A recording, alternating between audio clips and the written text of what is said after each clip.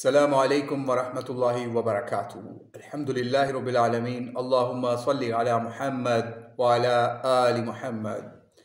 आज ये हमारे हाथ में मौलाना मौदूदी रहमहुल्लाह से जो सवालात पूछे जाते थे उसकी किताब है रसाइल व मसाइल, हिस्सा चौहारम है। मौलाना मौदूदी रहमहुल्लाह से एक सवाल पूछा गया दाढ़ी से मुतल्लिक। साइल ने लिखा, दाढ़ी के बारे में अक्सर मुसलमानों के सोचने का अंदाज़ ये है कि दाढ़ी सिर्फ उलमा और मौलाना हजरात को ज़ेब देती है। नबी अलैहिस्सलाम के ज़माने में आम तौर पर दाढ़ी रखी जाती थी, इसलिए अक्सरियत दाढ़ी रखने में आर ना समझती थी। अब इंसान के लिबास आरास्तगी में काफ़ी फ़र्क वाक़ हो चुका है। चेहरे बग़ैर दाढ़ी के पुररौनक व बारोब नज़र आते हैं। क्या ऐसे हालात में मुसलमान के लिए दाढ़ी रखना लाजिम है? सवालिया निशान। बराह करम इस मामले में जहन को यकसूर मुतमईन फरमाएं। तो ये था सवाल। अब इसके जवाब की तरफ चलते हैं जो मौलाना मौदूदी रहमहुल्लाह ने इरशाद फरमाया। आप कहते हैं कि दाढ़ी रखना ना सिर्फ ये कि फ़ेली सुन्नत है बल्कि नबी सल्लल्लाहु अलैहि वसल्लम ने इसके रखने का हुक्म दिया है और मोड़ने से मना किया है।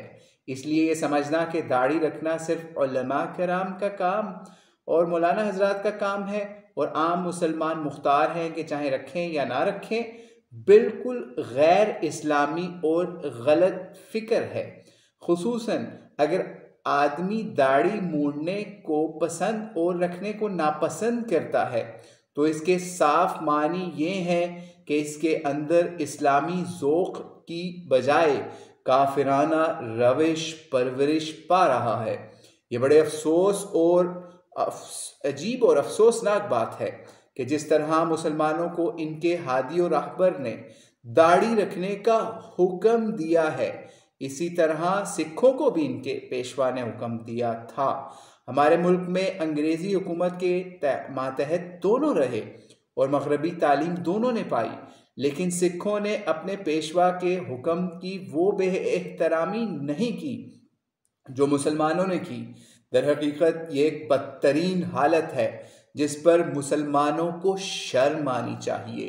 कुजा के वो बिला तकल्लुफ़ इन ख्यालात का इजहार करें कि दाढ़ी के बग़ैर चेहरे बारौनक होते हैं दाढ़ी रखने से बेरौनक हो जाते हैं, बल्कि इसका मजाक उड़ाते हैं, इसके रखने वालों को तजलील व तज़हीक करते हैं, दरसगाहों में हर मुमकिन तरीके से इनकी हौसला शिकनी करते हैं।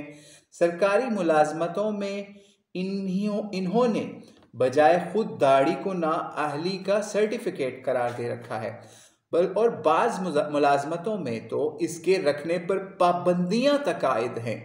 इन लोगों का दावा है कि दाढ़ी रखने से आदमी चुस्त और जामा ज़ेब स्मार्ट नहीं रहता।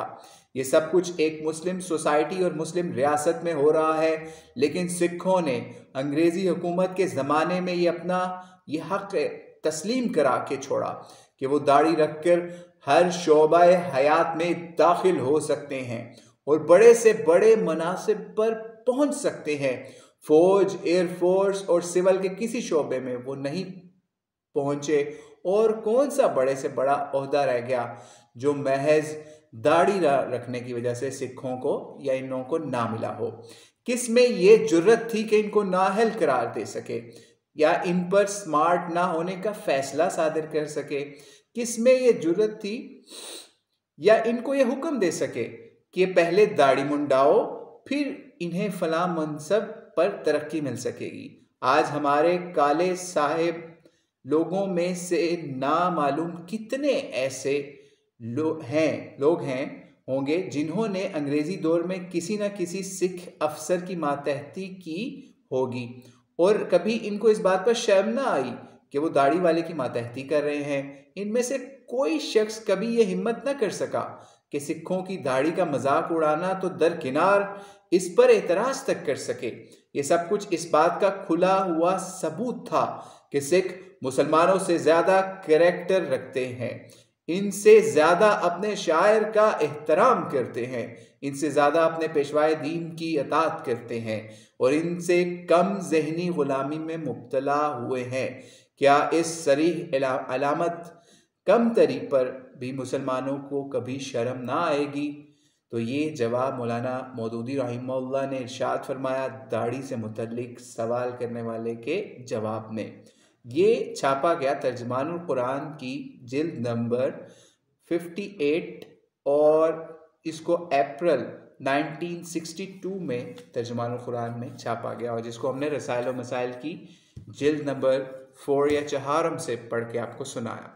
तो अल्लाह से दुआ है कि मुसलमानों को नबी अलैहिस्सलाम के बताए हुए तरीके सुन्नत के मुताबिक ज़िंदगियाँ अपनी ढालने की, अपने चेहरा, लिबास, हर चीज़ सुन्नत नबवी अलैहिस्सलातु वस्सलाम के मुताबिक ढालने वाला बनाए, और इस तरीके से चूँ चरा करके दाढ़ी या और चीज़ों के ऊपर सवालिया निशान लगाता हुआ नज़र ना आए ये मुसलमान हमें। अस्सलामु अलैकुम वरहमतुल्लाहि वबरकातुहू।